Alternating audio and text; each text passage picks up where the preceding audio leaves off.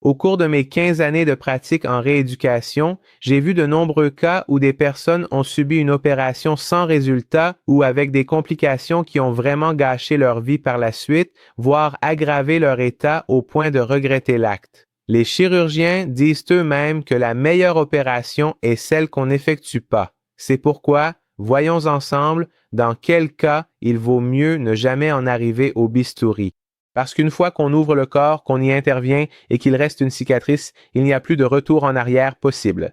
On ne peut pas revenir en arrière. Donc, avant de prendre des décisions irréversibles, il faut y réfléchir 100 fois. Aujourd'hui, je veux parler de 5 interventions chirurgicales auxquelles il ne faut jamais recourir sans une raison vraiment sérieuse et définitive. La première, c'est l'opération du disque ou ce qu'on appelle la hernie discale. Cette opération ne doit être réalisée que lorsque sans elle, la personne ne peut vraiment plus vivre. C'est lorsque la racine nerveuse est fortement comprimée et qu'on ne peut aider qu'en supprimant cette pression, quand, à cause de la pression sur le nerf, une faiblesse sévère apparaît dans les membres ou que le fonctionnement de la vessie et des intestins est perturbé, l'opération devient nécessaire. Ces cas existent, mais ils sont très rares. Dans la plupart des cas de douleurs chroniques, on peut améliorer la situation avec des traitements manuels et une correction de la posture. Souvent, le problème ne vient pas seulement des vertèbres, mais de l'articulation de la hanche, de la raideur des ligaments ou de l'élongation des muscles de cette zone. Tant que ces problèmes ne sont pas résolus, se concentrer uniquement sur le dos n'apporte pas beaucoup de bénéfices. Même la rotation des os du bassin peut provoquer des douleurs lombaires, et en la corrigeant, on observe souvent une nette amélioration. Parfois aussi, les douleurs lombaires proviennent d'anciens traumatismes, ce qui perturbe l'équilibre général du corps et exerce une pression sur le dos. En résumé, il existe des milliers de causes aux douleurs lombaires et si on les traite correctement, dans la plupart des cas, on peut éliminer la douleur. Beaucoup de gens passent une IRM pour leur mal de dos et découvrent une hernie discale.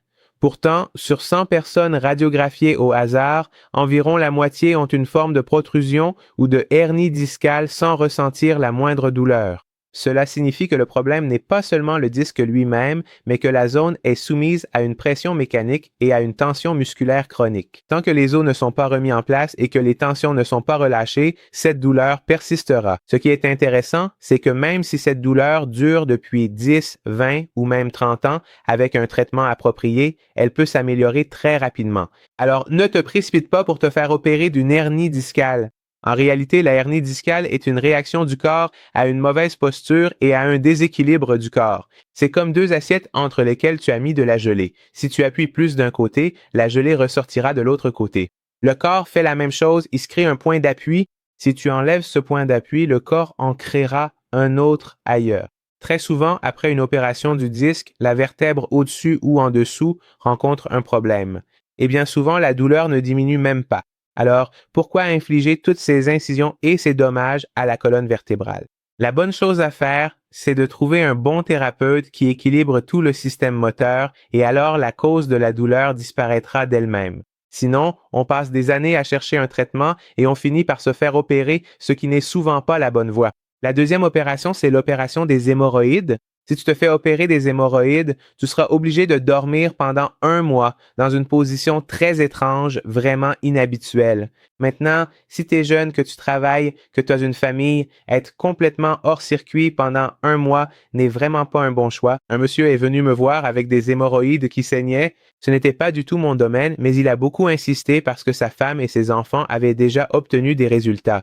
Il présentait un important prolapsus des organes internes, provoquant une accumulation de sang dans le bassin et les veines de l'anus. De plus, il avait reçu un choc au coccyx, au sacrum et même à l'arrière de la tête, ce qui entrave une bonne évacuation du sang.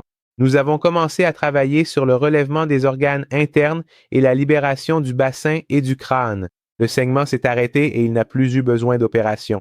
Cela veut-il dire qu'il ne faut jamais opérer les hémorroïdes? Non, cela veut dire que l'opération ne doit pas toujours être le premier choix. Très souvent, il y a une cause mécanique et on peut la résoudre en corrigeant le corps, ce qui améliore en même temps beaucoup d'autres problèmes corporels. Même si une opération s'avère nécessaire, il vaut mieux préparer d'abord le corps pour que le résultat de l'opération soit meilleur. Le troisième cas concerne l'opération de suture du diastasis, c'est-à-dire l'écartement des muscles abdominaux. Beaucoup de femmes ont un diastasis de 6, 7, voire 8 cm et on leur dit que la seule solution, c'est l'opération. Mais j'ai vu à plusieurs reprises qu'avec quelques semaines d'exercice appropriés, cet écart diminue considérablement. Pour moi, en tant que membre du personnel médical, c'est une très bonne nouvelle car toute opération comporte des risques et laisse une cicatrice permanente. En plus, aucune opération ne rend aux muscles leur fonctionnement naturel. On est censé vivre avec ce corps toute sa vie. Donc, si on te dit qu'il faut recoudre rapidement, attends un peu. Souvent, on peut résoudre le problème avec des exercices. Les quatrième et cinquième interventions traitent du prolapsus des organes internes. Quand ils descendent, cela exerce une pression sur les veines et le sang s'accumule dans la partie inférieure du corps. À un endroit, cela devient des hémorroïdes, à un autre, des varices aux jambes. En général, cela commence par les petites veines, puis les plus grosses, puis de gros nœuds veineux. Grossesse, accouchement, porter lourd, constipation et effort de poussée aggravent la situation. Si la paroi des veines est fragile par carence vitaminique, cela empire le tout. En médecine, on se concentre souvent sur la veine elle-même par laser, injection ou extraction, ce qui donne un résultat esthétique rapide. Mais sans supprimer la pression d'amont, le risque de récidive est très élevé et beaucoup de personnes doivent subir l'opération plusieurs fois.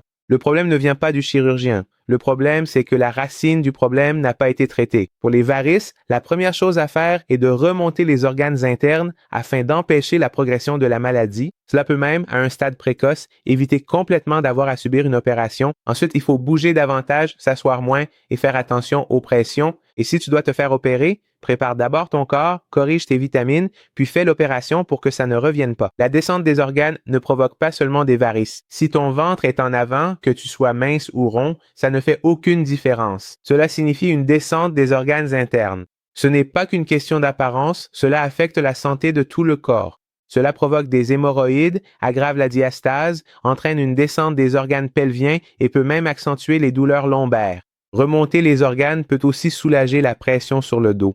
C'est pourquoi toute personne présentant ces symptômes devrait faire des exercices spécifiques pour remonter les organes. La dernière intervention concerne la descente des organes pelviens, comme l'utérus, la vessie ou l'intestin.